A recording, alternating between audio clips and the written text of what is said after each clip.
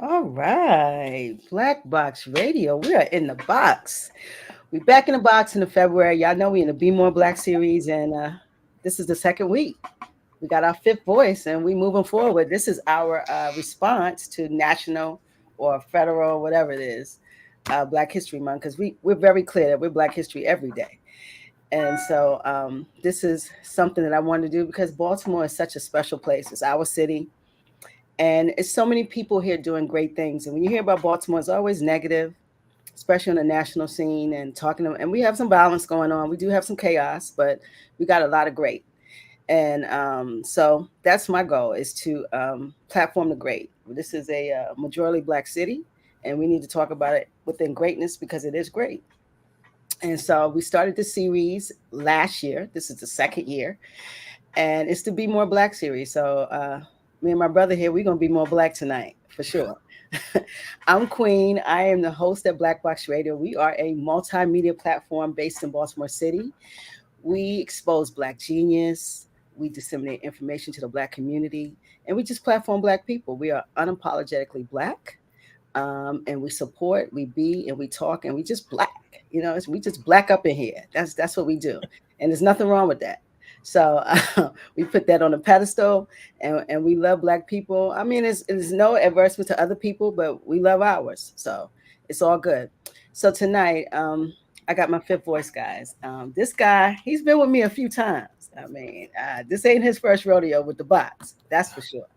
But he's so great. He's doing such amazing things in Baltimore. We're going to talk about that tonight with Black Youth Institute. But I just want to definitely introduce you guys to my brother, Eric Jackson. Say hi to the people, bro.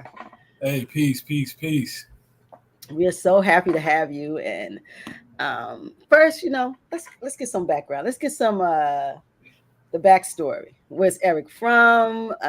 Where did he go to school? If he's from Baltimore, let's get some background stuff. Then we're gonna jump in. Yeah, for sure. So I am from Baltimore, for those who need me to translate in that way.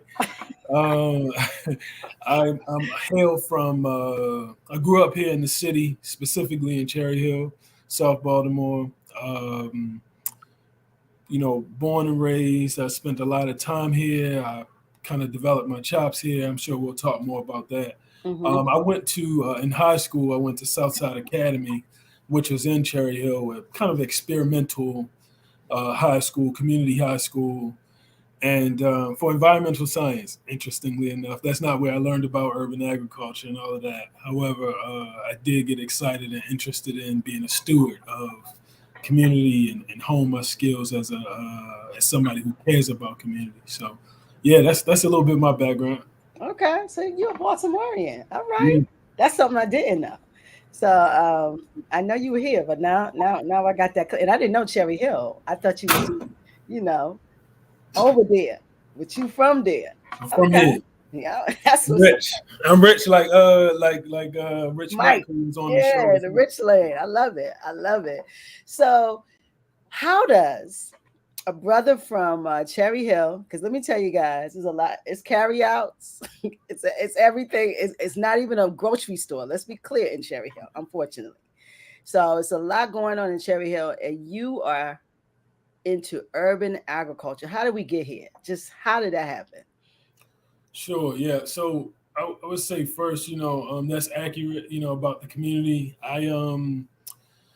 My connection to food sovereignty movement work, including urban agriculture, but broadly, actually came more personally in Cherry Hill. My grandmother passed when I was 14 years old, and it was the first transition from life um, that I think really impacted me emotionally and stayed with me. I had other family members who passed. She was a staple person, in my upbringing. She wasn't my primary caregiver. It's just grandma, she was Yeah. that kind of, she was, and her home was the safe haven. So when she passed, that was just big. Fast forward when I was about, I don't know, about 20, like 19, 20 in college, I I matriculated through Morgan State University, and while there, I was learning about food power and food systems. And it was at that point that it clicked for me that my grandmother's passing was a result of what I was learning about. At that time, there wasn't a language, a term, food apartheid, as I'm sure we'll talk about. Yeah. But it was just like, man, this is real. This is something that people are experiencing, and I want to do something about it. I'm learning. I got this developing interest in organizing and understanding power. I want to change. I want to help to change that, and that's how it got started. That's how it got started. That's amazing because we live in the inner city, bro. So a lot of times there's not even a lot of land Yeah. to be able to cultivate in a way where you can.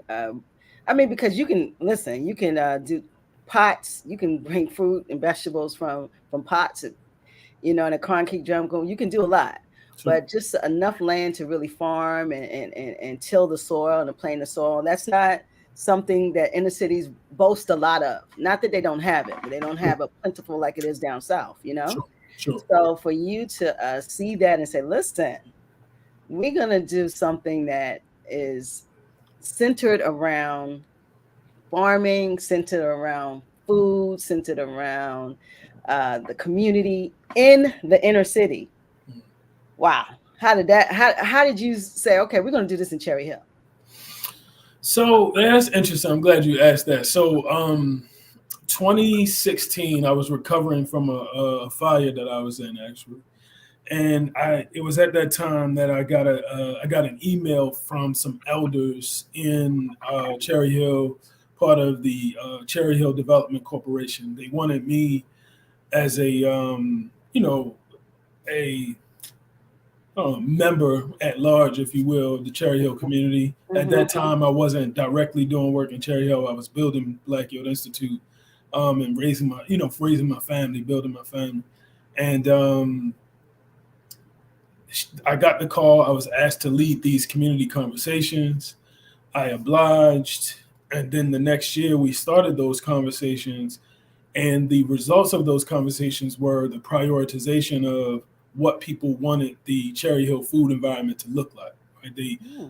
People prioritize a grocery store, standing up the farm that was already there and rebuilding it, and some kind of nutrition education. And so we took that on as our work that we would, kind of build from, and that's how it happened. And I want to really emphasize that even though I moved the camera so folks can see it, you know what I'm saying? I see you repping over there. Anybody can wear it, but just because I'm from Cherry Hill, my approach to organizing is never to, I guess, kind of act upon people, right? It's always about where can we best serve, where can we best organize and build and help the process of building power to gain greater control of our food environments. And so even in the case of Cherry Hill, it was like, hey, can you come? And then it was deeper asking, like, does this make sense for us to be doing it? And in fact, until it doesn't make sense for us to be working in Cherry Hill or wherever we're working, because we're also right now grateful to be starting our work in the Mount Clair area in Southwest Baltimore directly. And then we also, of course, do citywide work, of course. It's not relegated to Cherry Hill, but that's literally how we got there. We were asked to do it, and I was like, yes, let's do it. And the more that we were asked to do, I had to, because we weren't at a place where we had staff and volunteers and all of the stuff we had to build to that. And it was essentially, can BYI do it? Was asking me, can I do it? And I'm like, come on, I can do something. I can't do everything, Absolutely. So yep. Absolutely. So kind of tell the people what Black Youth Institute is. Sure. So we're a movement institution, a power organization that is interested in building power to, one, address food apartheid, which we talk about as the underlying power dynamics that cause Black people and other, brown people and poor people to experience unhealthy foods, lack of ownership of land and a bunch of other things. And then to really stimulate and advance movement toward Black land and food sovereignty. That's kind of how I talk about the work. So the way that we do that, as you mentioned already, a little bit is some food production. We want to be able to, develop some food. I mean, or to produce some food and develop ways for that food to get to people through distribution. So we do that. We're anchoring the establishment of a community-owned and controlled grocery store by providing the technical support and I guess like the person power, if you will, to kind of operate that. Mm-hmm. And then we teach and write um, and support policy change and things of that nature that will, I hope, advance larger movement as well as show what Black people can do when we are at the helm of our own institutions, our own enterprises, and at the helm of our own communities and homes in terms of what's available and how it's available to us. So that's a broad scale because I can talk about this for the whole show, and I know that we got more. So you're broadly doing everything food and how it moves, growing it, distributing it, and then actually having the land and owning the land where you're actually getting it from, and just being able to produce your own just food distribution and a grocery store. So you guys are doing a Yeah, lot. we're trying. We're Yeah, trying. I think as a movement institution, I feel like you got to experiment and try everything. We don't have to do everything, that's but it. for sure we got to try all those things. But yes, we've done those things at varying levels over time. Right Mm-hmm. now, we're redeveloping a farm space, so we're actually not growing right now, and we're looking to expand that production in the next year or so if we can find some land outside the city to grow more, to produce more for our people. Love that. Yeah. Love that. So these words, because everyone knows food desert, Yeah. but after seeing your film, because he does have a film, guys. After seeing that film, I know that food apartheid is the actual word, and food sovereignty. So these coin words that you're using are not particularly using that you're applying. Can you kind of explain what food apartheid is and what food sovereignty? We know what land, owning Black land. I hope you guys know that. Jesus Yeah. Christ. But food sovereignty and definitely food apartheid. Can you kind of break that down for us? Sure. Yeah. When I use the term food apartheid, what I'm speaking to is the food-based oppression that is rooted in class, well, in race and in class, that Mm, essentially renders or contributes to poor people, poor soils, unhealthy, unhealthy people, and limited access to power and power resources to be able to feed ourselves.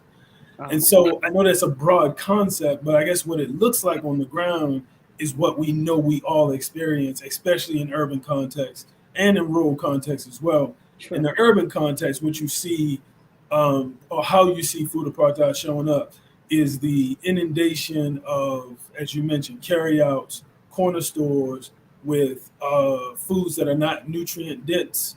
They are Absolutely. heavy in fats and Sugar. salt and sugar and Yes. all of the things that our body want, and not a whole lot of the things that our body needs to thrive and to have, full lives Yep. as human beings. So that's one way. The other layer that I would add to that is, you see food apartheid showing up because those stores, those places where you can get the unhealthy food, so what we Mm-hmm. think is unhealthy, ain't owned by us. So Mm. not only are we not benefiting nutritionally, we're also not benefiting, Economically. right? So where our Yeah. health is being extracted and our wealth is being extracted, right? Wow. So food apartheid shows up in these ways, and it shows up in some other nuanced Wow. ways. Our culture keepers and sharers, our elders, pass on prematurely because of diet-related issues.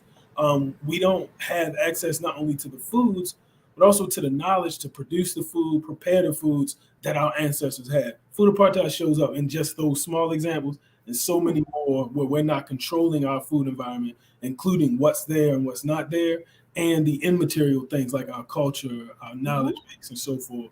So that's how food apartheid show up. And I'll just say this: if the words are words, and so when we break down the word apartheid, it is really just a word that means apartness. So it's being disconnected from our food, the land, our culture around food, and so forth. That's what food apartheid Hmm.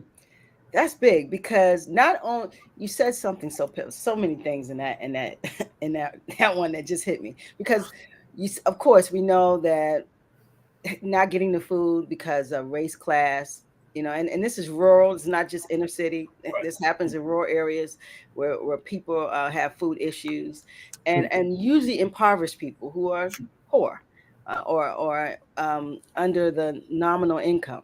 Sure. So, but what you did say is also when you do see food around these folks, they're not owned by the folks in that area. So in the inner city neighborhood, we see the carryouts, we see the liquor store, we Sure. see and in the big box stores like the Family Dollar, Mhm. but why can't there be a grocery store that makes sense? How in Cherry Hill has there not been a grocery store in how long? 16, how many Yeah, years? close to 20 years. Yeah. So I mean, the short answer is it doesn't fit the big box, the corporate food business model, right? So the big box grocery stores do not come to communities like Cherry Hill because the income threshold doesn't work for their business model. In some cases, the real estate doesn't. They need a lot of land, a lot of space. And Exactly. then third, shopping patterns. When you are, relegated to purchasing food based on, government entitlements with food stamps or SNAP, Certain uh, food. and in general, if you are just a shopper who doesn't shop, several times a week or once a day or something like that, it doesn't work for the business model. So you kind of wash their hands with communities like Cherry Hill and Park Heights and And Forest Montclair Park, and other Montclair pieces. too. We just Montclair lost a store. just lost the store at the end of last year.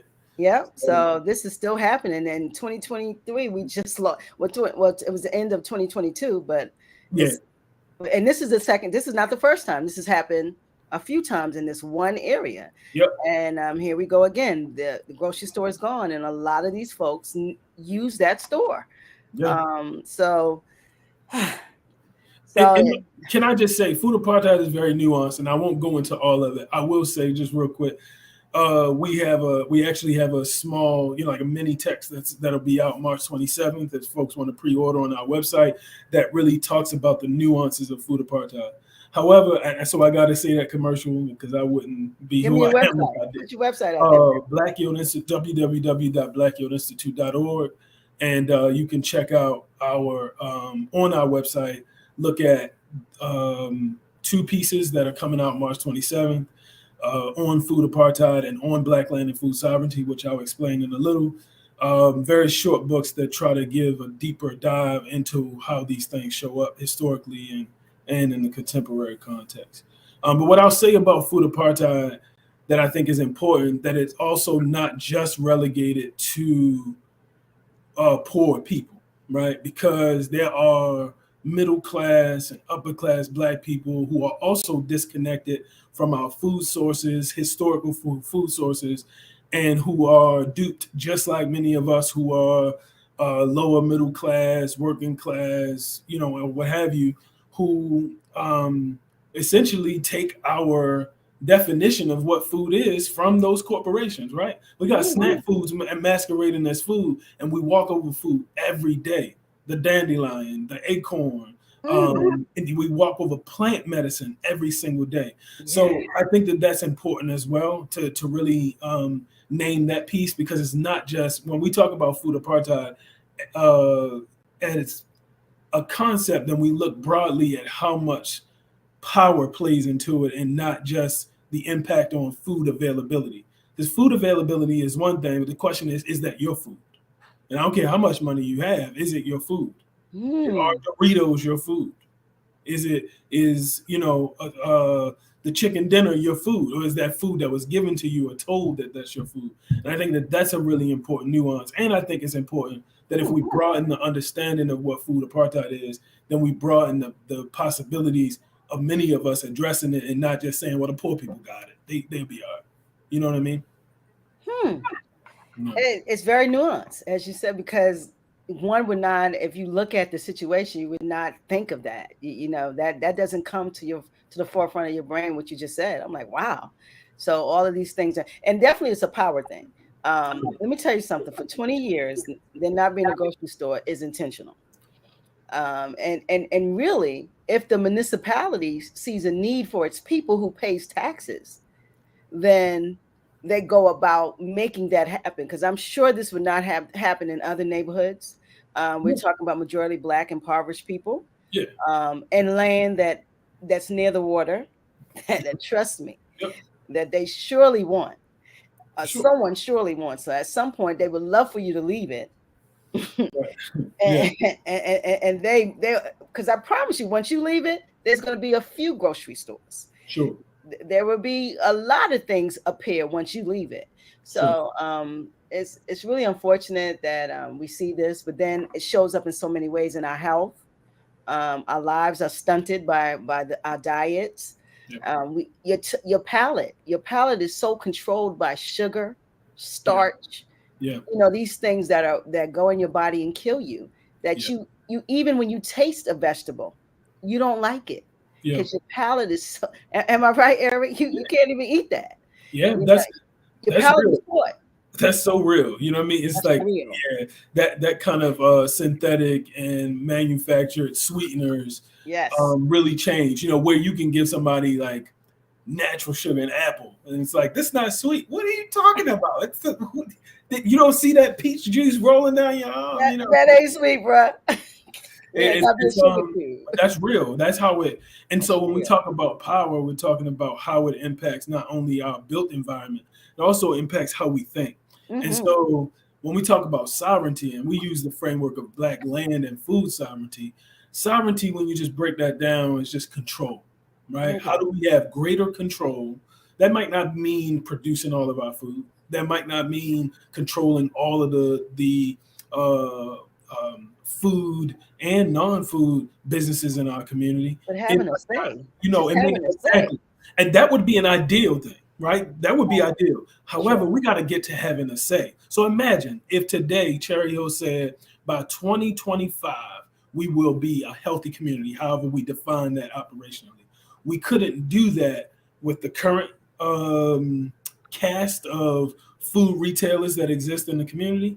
And I can say, I can give you 6 communities, 10 communities, 12 communities right now who can say the same thing, because we don't control our food environment, from corporations who make it available through their big box stores, like dollar stores and all of that, or the Mm-hmm. small businesses will not allow for that because they have the power, and our power isn't organized enough, or our buying power isn't organized enough, and we're not organized enough to push against that. And so when we talk about sovereignty, it's about having greater control of our food environments. And so it could include producing more of our food. It could also include establishing and maintaining food retail establishments in our community. It also includes broader nutrition education, political education.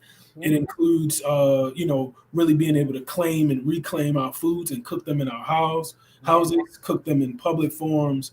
And it also, largely includes us figuring out ways to, and I want to broadly say that Black land and food sovereignty is consistent with larger African sovereignty, right? How do we control our lives as African human beings? And so Absolutely. I want to tie that as well, because I think that that's important. And borrowing from this framework that is a world framework, is a global framework, and developed actually in the global South, in um, South America, amongst peasant farmers who said, look, we want to move away from just your model of food security. Give me food so we can grow. No, I want my ancestor seeds so that we can grow. We need to Yes. control the markets. And so it's about really about control of the food system and food environments, and have the people who eat the food and produce the food and make food available and consume. at the heart of it rather than corporations and governments. And so that's what we talk about when we talk about sovereignty, greater control of our food environments. So you can't do that. If we understand food apartheid about the power differential, then food sovereignty has to be about changing power, not just changing if food is available. Because we can bring giant into our community. That does not change the condition of food apartheid. We're still going to be extracted from. Absolutely. So anyway, I feel like I'm preaching now. No, that's you're clearing me up, and I love that, because what I'm hearing is we have to be just as intentional about what we're eating in our land, and how we're bringing food to the table and distributing to our families, as they are as intentional of us not having it. Absolutely. Because in all actuality, they need us. Literally, it is built on the backs of on the backs of not only our ancestors who built this country. It is built on the backs of normal, everyday folks in this society and across the world, actually. Because man, I don't have to want to go through it, but if we just look at it from a global perspective and how people are exploited to get just bananas or avocado, and I love me some avocado toast. I love me some bananas. I'm not going to sit here in front. The fact of how it gets there, the policies, the insidious policies that bring that, the actual the chemicals that's involved in carbon footprint, it's ridiculous. And so it's got a stronghold, and those things are important. You know what I mean? Those are really important. So again, that's wow, you're blowing me up tonight. I mean, because I'm really thinking, because I was, Bill Gates is buying up all of the farmland. I mean, he has the most. And Bill Gates also, and he's he's got a seed vault too, right? And that's probably more important. He has a what? Right. So he bought exclusive rights to some seeds in a seed vault, and he doesn't have the only one. There are others who have them. Wait, we got to tell us what a seed vault is. So a seed vault essentially is imagine what a public library is for books. A seed vault is library of seeds. So essentially, it is not public though. However, it's like, hey, any plant variety that they want in the vault, you can go. It's cataloged anytime. So I was just watching. I'm a nerd, so I mean, I'm sure that people already know that about what I'm talking about. So I was watching this documentary on lentils, and I love me some lentils, right? On lentils, bro. I love me some. That's what you do in your spare time. I love it. Listen, I'm talking about I was eating. It was on my lunch break. It was good. I love it. Lentils. I watched it, and they were talking about another seed vault developed by some research institution. And so it ends up being that if, let's just say, a particular place in the world, let's call it Canada. Canada has a drought.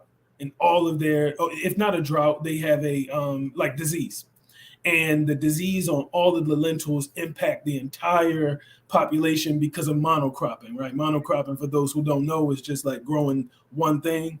The earth, as God created it, or the Big Bang, or whatever you believe, however it is, biodiversity is the best situation. However, monocropping, meaning growing one thing, actually minimizes biodiversity and creates all types of issues with pests, and it leaves you vulnerable, essentially. So if your crop is gone, right? Yeah. So long story short, if the crop is gone, they go to the seed vault and use something else. A lot of those seeds in the seed vault of GMOs, genetically modified organisms, that have been in a laboratory. It's DNA, its genetic material has been altered to become more resistant to something or what have you. They go and they get it, and they are using this as a part of the 21st century version of the Green Revolution, which is this whole thing about like making soils more profitable. And the thing is, it ended up being that the solution to a problem that corporations and governments have created is the creating of unnatural seeds to feed people who they starved. Anyway, it's crazy. It's so hypocritical that on every end it's insidious and it's malicious. For sure. You cannot sit at the table and create something that's equity, that builds humanity. It's always have to be insidious or malicious. And we sit and we laud these people, Bill Gates and these billionaires, and they are crooks. I said it. They're absolute crooks, because it is what it is, because you do not, if you, and they keep, you know what they talk about a lot is population control. Mm-hmm. And the world is big enough for all of us. Yep. And we can continue having babies. The problem is the population is in your population. There we That's go. why you want to control it. Listen. Let me preach here. So, don't let nobody lie to you about some population control. That's all because the population is not what you want. Yeah. Because trust me, the world is populated and there's more land to keep populating. Yeah. And that's why, and we see 17% of the world is Europeans. So they in all actuality, they want population control. Because when you at 17%, these brown folk is coming for you. They eating you alive. And so now you look at the food. You that's because they're so strong. How do you break the strength down? You give them genetically modified food. You go. Weak food for weak people, right? It's also been the formula for the imperial project. Absolutely. Ever since Europeans have sought to dominate all of what, through manifest destiny, all this BS and malarkey. Absolutely. This is nothing new. We're talking about, because one thing I always say, they never do anything new. They just repeat it and make it, they might tweak it and make it cuter, but it's the same stuff. More embedded. When it's more embedded, you don't see it. If you don't see it, then you can capitulate with it. You can go with it. You fine with it. You actually participate. You participate. Yeah. And you celebrate it too. Badge of honor. You know what I mean? Look what I did. Right? It happens all the time. That's what's happening. And we see it over and over. Even we got to be careful, being vegan with this plant-based. Mm-hmm. This is something that's being created. Mm-hmm. And it's not particularly plant-based. Sure. The plant, like I heard a guy say, it's not a plant that come out the earth. It's a plant, all right. It's a plant that's a corporation. That's the plant. That's a plant basis. So be careful. Yeah. You better cultivate your own stuff, because I always say, Brother E, the people who feed us, they don't need us. There you go. Let me tell you, you better get with that sentence. And everybody said, "Oh, I go and buy organic." You better get some pots in your backyard. Mm-hmm. Or up on that roof. You better use that roof. I need to make sure I get my keep my charge up. Just give me a quick second. I'm sorry. No problem. So only a natural brother stop and talk about he's charging. See, that's what I love about my people. But anyway, I just love my people when they say going to charge right in the middle of the interview. No. I'm sorry. I had to call my daughter. I didn't want to be loud. No, that's cool, bro. I love it. But this conversation is real. This is real. Okay. So Black Hill was in Cherry Hill. Let's talk a little bit about that, because I never got my collards. They got frosted on. I'll never forget that. My collards got frosted over. Yeah. So I'm always going to tell you about that. So when we actually met, you were in Cherry Hill. Yeah, we had a farm there. So tell me a little bit about that area and what happened to that actual space. Yeah, so we were growing from 2018. Well, 2017, we began the planning process. 2018 up until the end of 2021, we produced and cultivated about 3/4 of a 1 1/4 acre site in Cherry Hill, 900 Cherry Hill Road. The site, former site of public housing. And we grew everything from those collards that you never got to some natural dye, some flowers and herbs for natural dye and other non-edible plants, and had a community garden as well.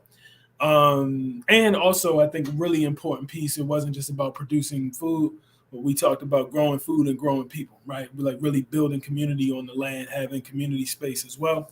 Sure. And we, June of 2021, we got essentially a pink slip that we had to leave. This was land owned and managed by Housing Authority of Baltimore City, which is a federal agency. Hold up. So before you go on, so you're telling me the land was former projects. Yep. So it was the projects. So they were torn down, and the land was just sitting there. Am I correct? And so did you guys get a land usage, or were you permitted to use this land per se, or how did you guys get there? Yeah, so I'm glad you asked that. So we were permitted to use the land through a third party, right? Remember I mentioned earlier in the conversation, Cherry Hill Development Corporation. Okay. They were permitted to use the land. I'm sorry, I'm trying to get my daggone charger so it don't die. So anyway, Cherry Hill Development Corporation said, hey, look, you can you can use this land to continue to grow because there was a farm there before. However, there was some legal stuff that happened as a result of whatever happened on the back end, and housing authority decided that they didn't, or they couldn't, based on federal legislation through HUD, Housing and Urban Development at the federal level, who said you can't give access to housing or to HUD-owned land, federally owned land, without going through a process. Like, you absolutely can't do that. And so essentially they chose to, after 11 years, they chose to follow the law that had come up to say, hey, you actually don't have the right to be on this land. You got to go. Whoa. That's what happened in June/July of 2021. So for 11 years, the same law was in place. This is not a new policy. Well, 11 years, the land was being used by the community, both Cherry Hill Development Corporation and then us at Black Youth Institute. So the law, that was 2010. Okay. 2017, the law passed when what's the brother name? Gifted Hands. You know who I'm talking about. Yeah, I know Gifted Hands, but I forgot his name. I can't remember his name. Okay. So Dr. Ben Carson, he under his leadership and BC, that guy. So they essentially developed that law, that piece of legislation. So it was technically in effect for 4 years by the time that we were given that pink slip. Got it. So a brother developed policy. Yep. That pushed you off the land. Yep. Okay. That sounds about right. All right. So unfortunately, but that's how it goes down. So you guys got the pink slip. So how was that? How'd you go through that process? What happened? So I'm sorry, y'all, but I'm just gonna have to move because I don't want it to die. Go ahead and move. So we get the notice through Cherry Hill Development Corporation, and it was essentially we get it and we have a meeting and say, look, we've been cultivating this land, we've been working on it. What do you want? What do you want from us? What do you want us to do? Because we can't get off the land. This is a viable community asset. So I'm like, yo, what are we gonna do? We can't do nothing about it. Let's figure it out. But you gotta go. So we put maximum pressure on. We call everybody from local representatives, state representatives, federal representatives at the Congress level to say, look, the mayor's office, we're not getting off this land. We're going to do something about it. We also, galvanize the interests and power of the people, regular everyday people as well. We had a rally. We went to the newspapers. Excuse me. So the community was active in this process. Oh yeah, for sure. Because it was a community was coming on the land and they were utilizing the land. Correct? Absolutely. We had absolutely, that's correct. We had about don't give me the line. We had maybe about 50,000 signatures of people who just from all over the world actually saying, look, we need to support what they're doing. And we said, look, well, I would say Housing Authority of Baltimore City said, shit, I guess we can't do nothing with them. Let's figure this out. So we sat down in July. We had an agreement after doing a whole bunch of, back end conversations with, pretty powerful people at the city level and at the state level. And when it was coming down on their heads, they said, all right, we'll give you till the end of the year. And so we continued out. It gave us enough time. And the sticking point really, other than the pressure, I think, the sticking point for them and that one of our supporters gave at the city level is that, look, there's time and money that goes into the undoing. They need time to do that. And they still feed community. And so we were granted 6 months to continue. And then we discontinue operations officially December 31, 2021. 2021. And so where do we go? So after, I mentioned Montclair community. We how did that come together? How did you? Because now you guys, I should get my college because you close. So how did that go down? So we one of the things that we were successful at doing, and I got to give props where props are due. Mayor Scott publicly said, we're gonna help Black Young Institute find a new home, essentially. Excellent. And so through Department of Housing and Community Development, they did. They helped us identify several parcels. We with some of their representatives and teams from the zoning department, planning department as well. We went and saw a few sites, and through a few months of searching and visiting, we selected this one site. And so we've been developing all last year. We developing the space, doing landscaping, and tilling the soil, plan, and things like that. And so this year we're planning to start growing in boxes with a focus on medicinal production or medicine production from bees, mushroom and herbs, culinary and medicinal. That is the goal. But our goal really in that spot is aggregation, food aggregation. So food that we're procuring right now from Black sources and from other local sources can be stored there. We're still working on the electricity there, outdoor refrigeration essentially. And that's when I mentioned we're looking at a larger parcel of land. We're looking at about 200 acres outside of the city. And we're just working that out right now, working on the business plan and developing that. But the site in Montclair is where we will have kind of like that community space and a space to hold food, so that we can distribute close. So the ideal situation is like a hub. Exactly. So a food hub here that aggregates food and a distribution point, and where we can purchase food from other sources and house it there, cold and dry storage, and what we are producing once we're up and running in the larger site, we can hold it there as well. So we're building to that.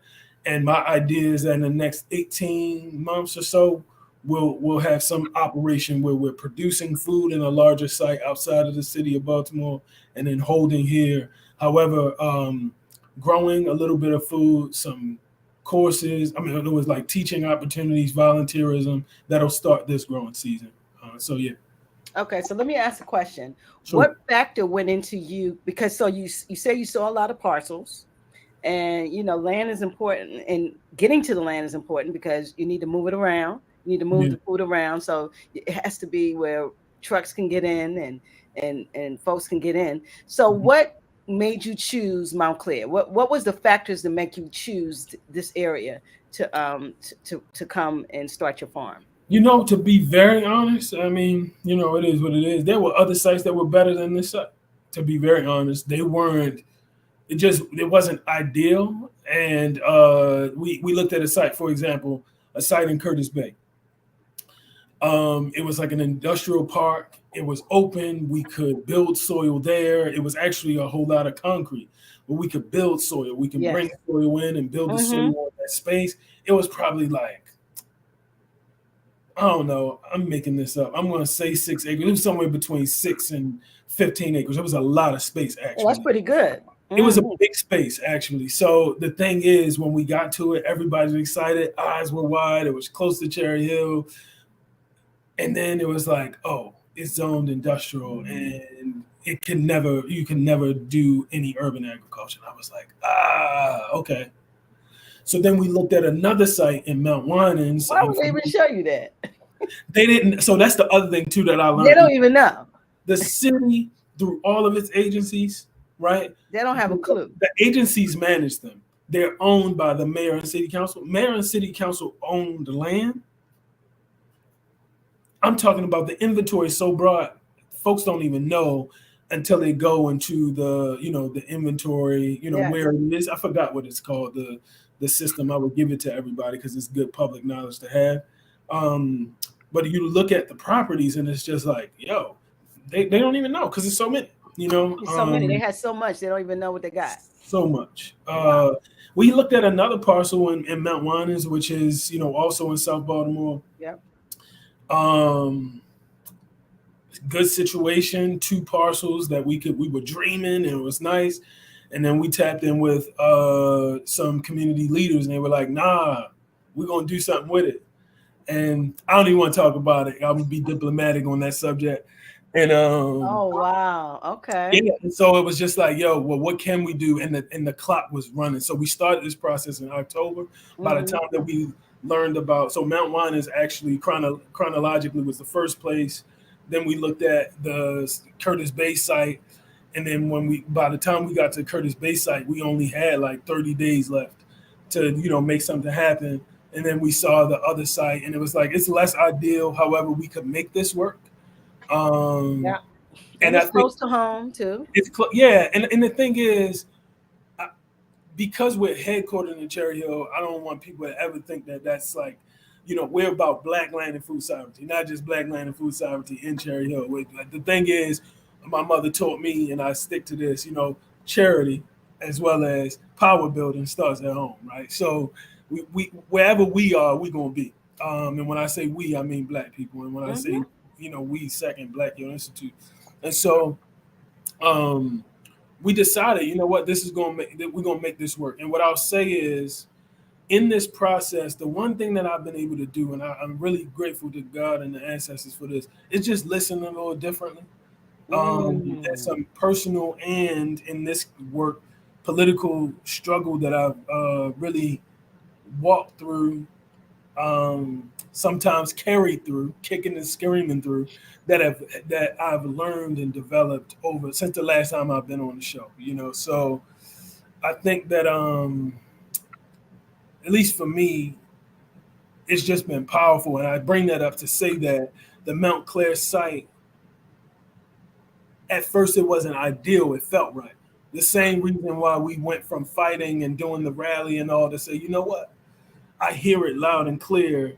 I got more for you. If I got more for you, why are you fighting? And I don't want to just get caught up on the numbers. Why are you fighting a 1.25 acres that you don't own and that the people don't want you to be connected to when I got more for you? And now we're looking at way more.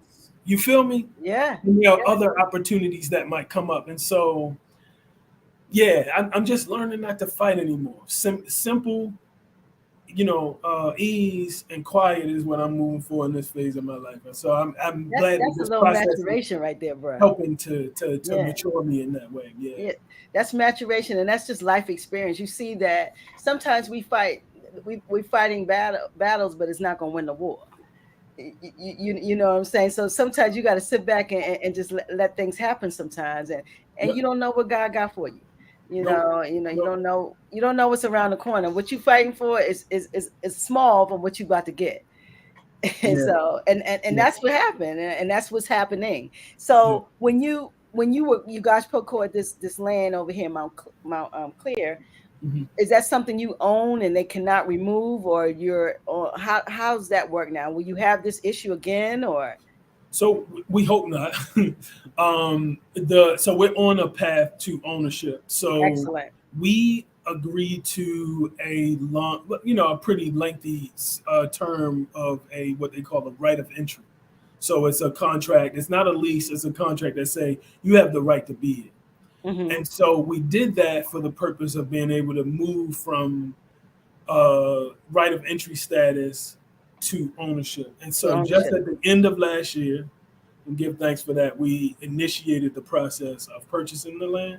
And so it's in the process of doing it. There are some like bureaucratic things that's got to happen on the back end. So if we, because of how long things happen, by the end of this calendar year, if not before, we should be able to say Black Hill Institute owns this land. Yeah. That is amazing. And what I love about more than anything is you're close to the studio. So as we build out our, because we both social entrepreneurs, Yeah. yeah, we're social entrepreneurs, and when it all breaks down to the get down, we're Yeah. here to build our communities. Sure. And when we get the Squeegee Project up and rolling, our young people can come to the farm. They can volunteer, they can come to the earth. These are Yep. young people who don't know anything probably Sure. about urban agriculture, and you're in a space where I can get to you and walking. I don't have to put Sure. anybody in a van. We Yeah. can get in the bikes and we can come down there and help, or just see what's going on, take a You class. got an open invitation. That's my word. You call me, and it's also my word that we're gonna get these collard greens to you, so that the next time I'm on Black Box Radio, that you're not able to say I ain't get my collards. That's right. We're gonna give you so much that you can't even know. You ain't gonna know what to do with it. Well, you my brother, and I appreciate that. I went to this transparent right here. I went to my holistic doctor yesterday, Yeah. and he told me I ate too much kale. I need to put some. I need to kale and cabbage. He said you need some collards. Try some other greens because they block iodine. I didn't even know that, and iodine affects your thyroid. And, these this is real medicine right here. Where you're dealing with the biology of the body. So it's not that kale is bad. But my influx of kale and cabbage and Brussels sprouts, because we eat vegetables around here. That's how we do out here. So I need my collards, bro. Bring them. Yeah, you got that. You got that. So that's my word. Soon. So we actually source collards from a food hub in DC.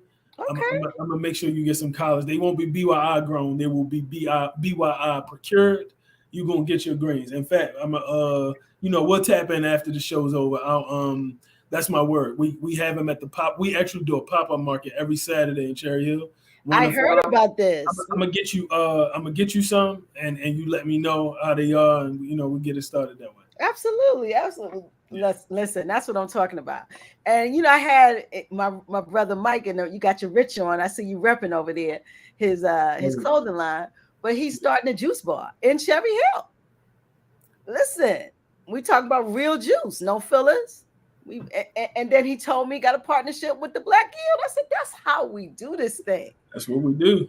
That's what we do. So y'all gonna throw some fruits up in there and vegetables up in there. I love absolutely that. So it's like, look, where we're sourcing, because they're Black sources, he wants to source Black, and he also want to source through us. It's like, hey, well, look, if you're gonna wholesale certain things and you want these other things, we're gonna make sure to get you your fruits and your vegetables wherever you need it. So yeah, we tapped in. Me and Mike tapped in like that. Not just institutionally, but we grew up in the same hood. We walked the same streets. You know what I'm saying? My brothers. Yeah. That's a sweet thing. And to see that brother work on his health like he's doing, I'm just, it's a beautiful thing to see.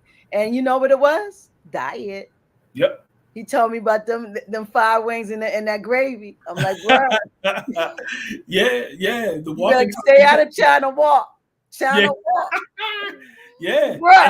And now he's in that same spot. Can you believe the same spot that ate his insides from inside out? He's in there getting about to be a juice. It's just amazing. It's amazing what God does when we follow, right? And that's same thing. Him and I, he helped me even see it like this. The projects that I talked about where we were growing food on, I spent some part of my childhood right there. The projects was called VA. For those who, Baltimore heads, old school, VA was infamous. It's like, you don't want to go to VA. Grew up there 20 years later. I'm here, 20 plus years later. Growing. Yeah. That the universe is an amazing thing. If we keep cultivating, usually we're right up under where we started. That energy is real. And for you to say when you came to Montclair it felt right, that's important too. Yeah. The energy of it. Sure. The attraction of you just being there. If it feels right, that's a big thing. Yeah. And it makes you love the land and want to cultivate and do more with it. Yep. So that's a beautiful thing, man. I'm like, relationship. Yeah. You got to have relationship to the soil. And if we start teaching our young people that, then they can't just throw trash on the earth. You know, it's, speaking of, full circle, you asked me how I got into this. Yep. When I was, before going to Southside Academy of Environmental Science in Cherry Hill, my uncle would take my cousins and my brother and I, we would go around Cherry Hill picking up cans in one bag and picking up trash in another. We were fishing in the water. These were the things that those are the lessons. And there are other lessons that I learned from my grandmother, my mother, my father, and others. Those are the things that really helped me become a better steward. So now, to this day, I got family members and other people. You ain't gonna litter in front of me. I'll go run and chase it down. I don't care how embarrassing it looks, none of that. I will have a pocket full of trash before I allow that to happen. And so for me, this started young. It fostered your love for the earth. So I'm grateful. And that's what we have to do with that. Because I was just driving today, and these young boys walked by, and they threw everything right on the ground, and I said, "Wow," But that's because they have some issues, and we have to, and that can be turned around. Sure, absolutely. But it's important when you start looking at the world around you as yours, as something that builds you. Sure, you can't throw no trash on them. I'm sorry. Yeah. And that's the thing, right? When we talk about apartheid and sovereignty, that's the thing, right? If in a world where we are taught to be disconnected from the people, the land, the food, and the culture that literally and figuratively feeds us, we are apart.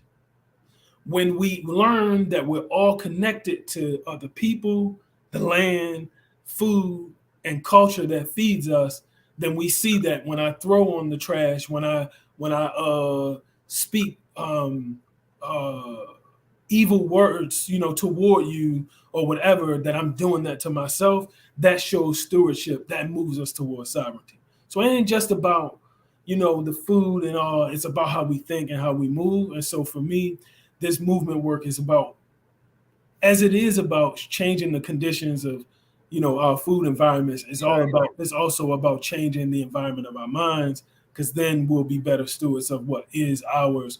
And I'll just, at least I know we're nearing, I'll just say this. I believe that idea that the earth is the Lord's and the truth and the fullness thereof. And so if the earth is the Lord's and I'm a child of God, no matter what our religion is, then the earth's mine too. Not just that block, not just this, not just that. And so the world becomes bigger. My understanding and my relationship to the earth gets bigger and all of its inhabitants. And so that's what we want to be able to move with the work that we're doing. And so that's what we're going to keep doing. Well, you're doing some good work. I mean, because this disconnection that we have is real. The behaviors that we see comes from a disconnection, and there's no connection to people, the earth, to anything. It's just to self. It's a very selfish movement.